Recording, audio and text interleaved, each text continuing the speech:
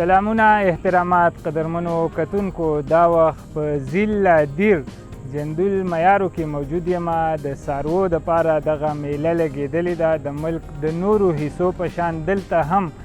بلا څاروي راوړی شوي دي سوداګر راغلي دي دغه مختلف قسم څاروي د اختر د قربانۍ دپاره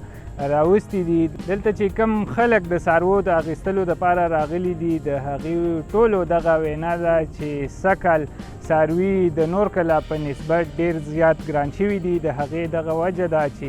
دغه څاروي افغانستان ته او نورو ملکونو ته سمګل کیږي او دغه شان په ملک کې عامه مهنګایي هم روانه ده نو د څاروو نرخونه ډېر زیات دي په لکونو کې د هر څاروي نرخ دی دغه خلکو وینا ده چې دا ځل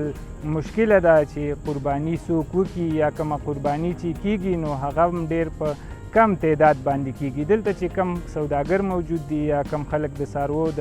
اخیستلو دپاره راغلي دي د هغې نه به هم تاثرات اخلو موږ سره اوسئ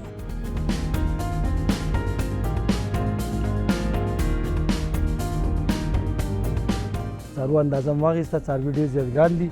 پر اوس کال 20% خلک چې دی نو د وزیا نه په قربانۍ د بابرکت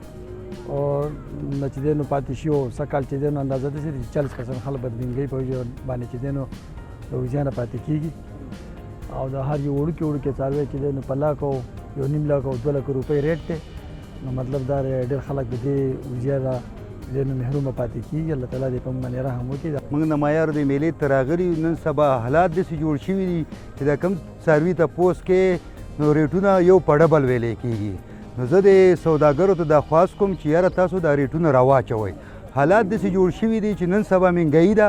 او د مهنګایي په وجه باندې تاسو دا ریټونه بړاوئ نو دا وزیا چې کومه ده د انسان د وس نه بار خبره ده مهرباني وکئ چې ګزارې وکئ ریټونه ډېر مناسب کړئ